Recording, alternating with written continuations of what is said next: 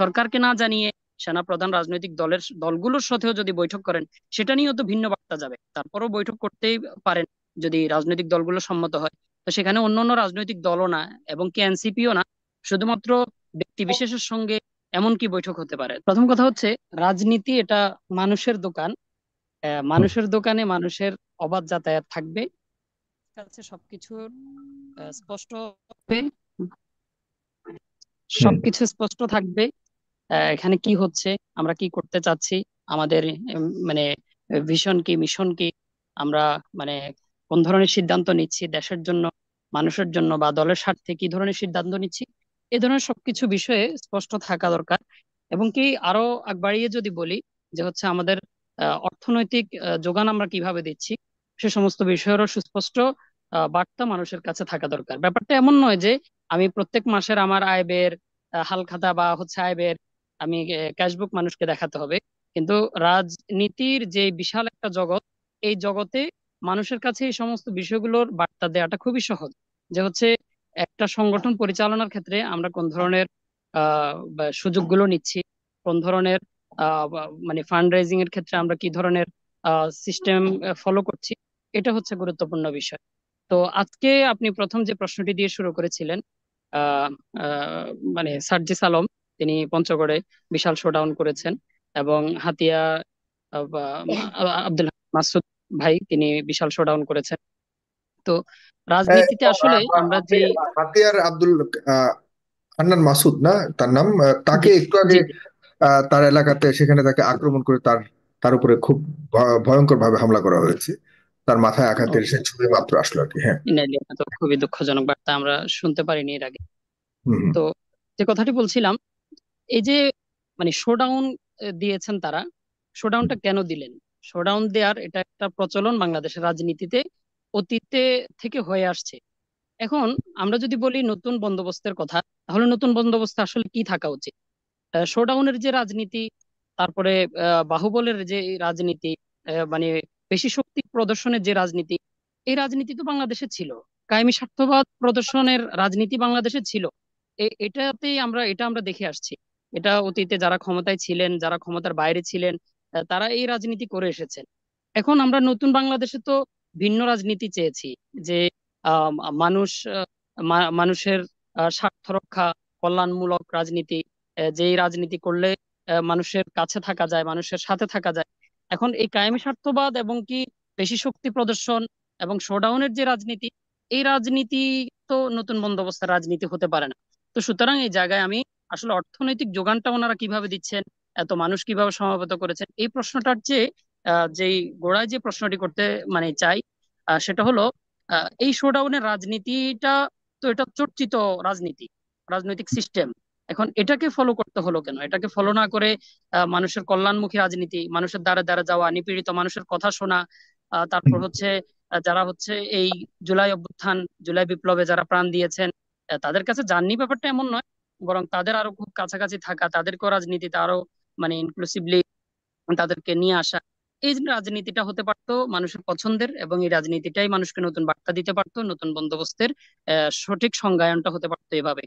তো এই জায়গায় আমি প্রথম যে কথাটি আপনি নিয়ে এসেছিলেন, তো এটা যারা এনসিপি রাজনীতি করছেন বা হচ্ছে এনসিপি তে যারা মুখ্য সংগঠকের ভূমিকা পালন করছেন, ওনাদেরকে আমি ভেবে দেখবার কথা বলবো, যে যেহেতু আমরা নতুন বন্দোবস্তের দিকে গোটা বাংলাদেশের মানুষ তাকিয়ে আছে, সুতরাং এই নতুন বন্দোবস্ত যেন প্রত্যেকটা পদক্ষেপ সেভাবে ভেবে চিন্তে হয়। আমরা মানে এভাবে বলতে চাই না যে তারা স্বার্থবাদী রাজনীতির খেলা মেতে উঠেছেন অথবা মানুষের কাছ থেকে বিচ্ছিন্ন হয়ে যাচ্ছেন। আমি শুধু প্রশ্ন এভাবে করতে চাবো, যে বিচ্ছিন্ন হয়ে যাচ্ছেন কিনা, অথবা মানুষ আপনাদেরকে ভুল বোঝার সুযোগগুলো আপনারা তৈরি করে দিচ্ছেন কিনা, আপনারা নিজেদের মাঝে বিভিন্ন রকমের সমন্বয়হীনতা মানুষের সামনে আপনার প্রকাশ পেয়ে যাচ্ছে কিনা। তাহলে কি হবে? তাহলে মানুষ আশাহত হবে। এই আশাহত হওয়ার মধ্য দিয়ে যেটা হবে, মানুষ বা আওয়ামী লীগ, বিএনপি সহ যে সকল রাজনৈতিক সিস্টেম, যে সকল রাজনৈতিক সংস্কৃতি মানুষ দেখে এসেছে, অভ্যস্ত হয়ে এসেছে, সেটার বাইরে কিছু রাজনৈতিক চর্চা তো আলহামদুলিল্লাহ চলছে। ইসলামী আন্দোলন বাংলাদেশ বলি, তারপর জামায়াত ইসলামী বলি, আমি ধর্মীয় রাজনৈতিক প্ল্যাটফর্মে যেহেতু আছি, আমি আমাদের কথাই বলবো। অন্যান্য আরো অনেক রাজনৈতিক সংগঠনই আছেন যারা ভিন্ন রাজনৈতিক চর্চাগুলো করছেন। তো মানুষ আরো একটা নতুন রাজনৈতিক দলের কাছ থেকে এই বন্দোবস্ত মানে দেখবার যে প্রত্যাশা করছিল, যে একটা ভালো রাজনীতি, সুন্দরের রাজনীতি, সুন্দরের চর্চা এবং কল্যাণের চর্চা, সেটা যেন মানুষ আশাহত না হয়। মানুষ যেন ঘুরে ফিরে কোথায় না বলে যে হচ্ছে যে লাও সেই কদু, এটা যেন না হয়। রাজনীতি মানুষের দোকান, এই দোকান যেন উন্মুক্ত থাকে। সেখানকার অর্থ ব্যবস্থা, সেখানকার সিদ্ধান্তগুলো, পদক্ষেপগুলো। আর একটা বিষয় এটার সাথে সাথে যেটা চলে আসছে, সেটা হলো সেনাবাহিনীর সাথে বৈঠক এবং বৈঠক পরবর্তী যে প্রতিক্রিয়া প্রকাশ পেয়েছে। এই ক্ষেত্রে যে বিনিয়ামিন মোল্লা ভাই যে কথা বলেছেন এবং ফারহানা মুনা, মানিক মুনা আপু যে কথা বলেছেন, এই কথার সঙ্গে আমি অনেকাংশেই সম্মতি দিয়েই কথা বলছি, যেহেতু অনেক কথা উঠে এসেছে এবং দীর্ঘ সময় অপেক্ষা করা আমার পক্ষে সম্ভব নয়। সেনাবাহিনী রাষ্ট্রের একটা গুরুত্বপূর্ণ ফোর্স। তারা রাষ্ট্রকে সুসংহত রাখবার জন্য আহ, জনগণের বা জনগণের যাতে ভালো হয় এবং বহিঃশক্তি যাতে একটা রাষ্ট্রের জন্য চ্যালেঞ্জ না হয়ে ওঠে, সেই জায়গাগুলোতে ওনাদের কাজ করা দরকার।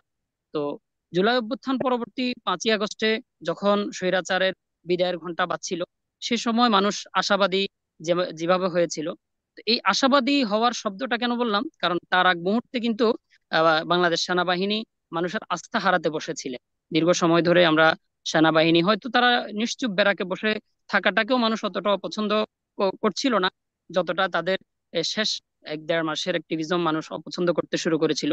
তো সেই জায়গায় 5ই আগস্টের সময়টাতে মানুষ কিন্তু আবার তাদের প্রতি আস্থা ফিরিয়ে আনার কথা বলছিল, সোশ্যাল মিডিয়া জুড়ে সে সমস্ত কথাগুলো চর্চিত হচ্ছিল। কিন্তু এখন যদি আবার মানে সেনাবাহিনীর কাছ থেকে এমন বক্তব্য আসে বা এমন মানে ইনক্লুসিভ নির্বাচনের বয়ানের কথা বলে আওয়ামী লীগকে আবার ফেরানোর জন্য চাপ সৃষ্টি হোক, অথবা হচ্ছে সেই দিকে ওনারা বাংলাদেশের মানুষকে প্রভাবিত করার আহ, যদি চেষ্টা করেন, তাহলে মানুষের কাছ থেকে আবার প্রত্যাখ্যাত হবেন, মানুষের মন থেকে প্রত্যাখ্যাত হবেন। তো এই প্রত্যাখ্যাত হওয়াটা কি একটা দেশের জন্য আজকাল ভালো? তারপর এটা যে মোটেও ভালো বিতর্কটা না। তৈরি হয়েছে সেই বিতর্কের মধ্যে আপনার অভিমত কি? সেই বিতর্কটা মানে সেখানে আবার সেনা প্রধানের পক্ষ থেকে আহ, একটা স্টেটমেন্ট আমরা দেখেছি, সেনা প্রধান দেননি, বাট সেখান থেকে একটা ন্যারেটিভ আমরা শুনেছি একটা গণমাধ্যমের মাধ্যমে। আর এদিকে আবার হাসনাত এবং সার্জিস এবং আসিফ মাহমুদ তিনিও এই সাক্ষাৎটি ঘিরে এবং সেনা প্রধানকে ঘিরে কথা বলেছেন। এর মধ্যে আপনার আন্ডারস্ট্যান্ডিংটা কি? আমি আগেই মানে, যেহেতু বিনিয়ামিন মোল্লা ভাই এবং আপুর সাথে আমি আহ, অনেকটা অনেকাংশেই আমি একমত পোষণ করেছি যে মানুষের কাছে হাসানাত আব্দুল্লাহ ভাই স্ট্যাটাস দিয়ে জানিয়েছেন সোশ্যাল মিডিয়ায়, তিনি তো আগে জানাননি। আর এ ধরনের বৈঠক হওয়াটা মানে সঙ্গত কিনা, এটাও তো প্রশ্ন রাখতে চাই। যে বৈঠকটা কার সঙ্গে হবে? একটা রাজনৈতিক দলের সাথে অথবা একাধিক রাজনৈতিক দলের সাথে যদি হয়, তাহলে সেটা মানুষকে জানিয়ে হবে। সেনা প্রধানের সঙ্গে রাজনৈতিক দলের বৈঠক, সেটাও একটা দেশের পার্সপেক্টিভে, যেহেতু এখন নির্বাচিত সরকার না হলেও একটা ইন্টারিম গভর্নমেন্ট চলছে, অন্তর্বর্তীকালীন একটা সরকার চলছে। তাহলে এই সরকারের চিন্তাকে বা এই সরকারকে না জানিয়ে সেনা প্রধান রাজনৈতিক দলগুলোর সাথেও যদি বৈঠক করেন, সেটা নিয়েও তো ভিন্ন বার্তা যাবে। তারপরও বৈঠক করতেই পারেন যদি রাজনৈতিক দলগুলো সম্মত হয়। তো সেখানে অন্য অন্য রাজনৈতিক দলও না এবং কি এনসিপিও না, শুধুমাত্র ব্যক্তি বিশেষের সঙ্গে এমন কি বৈঠক হতে পারে? তো যেহেতু পরবর্তীতে আমরা জেনেছি সার্জিস আলমের স্ট্যাটাস থেকে এবং কি সেনা প্রধানের বরাত না দিলেও আহ একটা গণমাধ্যম থেকে যে বিষয়টি জানানো হয়েছে, যে এখানে সেনা প্রধানের কাছ থেকে এই ইনভাইটেশনটা ছিল না। এটা হচ্ছে মানে ওনারাই উপযাজক হয়ে সেখানে হাজির হয়েছে। তো এটা তো বাংলাদেশের রাজনীতিতে এবং কি হচ্ছে আমাদের জন্য ভালো বার্তা দেয়নি। এটা মোটেও ভালো বার্তা দেয়নি। এটা ওনারা নিজেদেরকে প্রশ্নবিদ্ধ করেছেন, হুম। এনসিপির যে রাজনৈতিক বয়ান সেটাকে প্রশ্নবিদ্ধ করেছেন, এবং আমাদের নতুন আকাঙ্ক্ষাকে মানে ওনারা ধুলোয় মিশিয়ে দেওয়ার এক ধরনের কাজ করেছেন। তো এখানে সেনা প্রধানের দিক থেকে আমি যে বক্তব্যটি প্রথমে দিয়েছি, যে ওনারা ওনাদের কাজ করুক, বাংলাদেশের মানুষ তাদের আহ, রাজনীতিতে পছন্দ অপছন্দ বেছে নিক, এবং কি নির্বাচনে আওয়ামী লীগ রিফাইন্ড হয়ে আশা আশা কেন, আওয়ামী লীগই মানে আসার প্রশ্ন তৈরি হবে যদি আওয়ামী লীগের বিচার হয় এবং বিচারে যদি এটা আমরা প্রমাণ হয় আমরা আসছি, যে সে না নিয়ে শেখ সে হাসিনা। নিয়ে কথা বলবো, সে নিয়ে খুব হ্যাঁ গুরুত্বপূর্ণ হ্যাঁ, আলাপ বলছি না, আমি দ্বিতীয় আমি কথা সেগমেন্টে। শেষ করে দিতে চাচ্ছি, আমি আপনাকে জানাবো। শেখ হাসিনার বিচারে যদি এটা প্রমাণিত হয় যে শেখ হাসিনা ফেরেশতা, তাহলে তো সমস্যা হবে না, তখন শেখ হাসিনার নেতৃত্বে আওয়ামী লীগ আসতে পারবে। তো এখন রিফাইন্ড আওয়ামী লীগের চেষ্টা করে বাংলাদেশ যে ইনক্লুসিভ রাজনীতি চর্চা হচ্ছে, এই কথা প্রমাণের মোটেও প্রয়োজন নেই। বিচার হোক, বিচার পরবর্তী তখন বাংলাদেশের মানুষ সিদ্ধান্ত নেবে। তো এখন তার আগে 6 বছরের কাউকে উপযাজক হয়ে সেনা প্রধানের সাথে অথবা সেনা প্রধান উপযাজক হয়ে কোনো রাজনৈতিক দলকে বা ব্যক্তিকে ডেকে এ ধরনের বক্তব্য দেয়া, এটা মোটেও আমরা ছাত্র ভালোভাবে আন্দোলনের নিতে পারছি না। অবস্থান শেখ হাসিনা এবং আওয়ামী লীগের বিষয়ে আহ, সর্বশেষ অবস্থান বা আজকের অবস্থান যতটুকু বুঝলাম, আগে বিচার হোক, জি এরপরে জি জি। তাদেরকে পুনর্বাসন বা তারা রাজনীতি ফিরবে কিনা সেটি হলো আপনাদের অবস্থান, রাইট? জি জি, এটা আমাদের স্পষ্ট অবস্থান। এছাড়া রাজনীতি, এছাড়া এবং কি, নির্বাচনে অংশগ্রহণ করতে পারবেন? হ্যাঁ, এবং কি বিচার চলাকালীন কোন ধরনের রাজনৈতিক অ্যাক্টিভিজম এটা করা যাবে না। ভাই আমি একটা ছোট উদাহরণ দিই। আমি আমার নামে মামলা ছিল। আহ, আহ, মামলা থাকা অবস্থায় আমি শুধু পাসপোর্ট করতে দিয়েছি, আমাকে পাসপোর্টের ক্লিয়ারেন্স দেয়নি। কারণ বলা হয়েছে যে আপনার নামে মামলা আছে। তা আমি বলেছি যে পাসপোর্ট করতে চাই, সেক্ষেত্রে মামলা থাকলে সমস্যা কি? আমি যদি দেশের বাইরে কোথাও যেতে চাই কিংবা পালিয়ে যেতে চাই, সেক্ষেত্রে সমস্যা হতে পারে। তা আমাকে বাংলাদেশের যেই তৎকালীন গভর্নমেন্ট শুধুমাত্র পাসপোর্ট করার অনুমতি দেয়নি মামলা থাকার কারণে। তো যেহেতু মামলা চলমান, বিচার প্রক্রিয়া চলমান, তো সেই ক্ষেত্রে রাজনৈতিক কোনো ধরনের অ্যাক্টিভিজম এবং নির্বাচনে অংশগ্রহণ এ ধরনের প্রশ্নই আসে না। আর পিসেব চরমন একটি কথা বলেছিলেন যে যেহেতু আওয়ামী লীগ আহ, বাংলাদেশের মানুষকে 3টা নির্বাচন থেকে বঞ্চিত করেছে পরপর, 3টা নির্বাচনে তারা বাংলাদেশের মানুষকে ভোটাধিকার দেয়নি, মানুষকে অংশগ্রহণ করতে দেয়নি। সুতরাং তাদের বিচার প্রক্রিয়া যতটা প্রলম্বিত হোক না কেন এবং বিচার প্রক্রিয়া শেষে যে সিদ্ধান্তই হোক না কেন, আওয়ামী লীগকে বাংলাদেশের রাজনীতিতে এবং বাংলাদেশের নির্বাচনে পরপর 3টা নির্বাচনে কোনোভাবেই তাদেরকে সুযোগ দেওয়া যাবে না। এটা সাহেব চরমনের আচ্ছা, সুস্পষ্ট একদম বক্তব্য। স্পষ্ট। এবং নুরুল করিম আকরাম, আপনি সবগুলোকে টাচ করেছেন। তারা যতদিন আপনাদেরকে বঞ্চিত রেখেছিল, ততদিন তাদেরকে বঞ্চিত রাখার পর নির্বাচনের তাদেরকে সুযোগ দেওয়ার বিষয় আসতে পারে, পাশাপাশি আগে বিচার হোক, তারপরে তাদের। এই হলো আপনাদের অবস্থান অফিসিয়ালি, সাংগঠনিক এবং আপনার ব্যক্তিগত অবস্থান।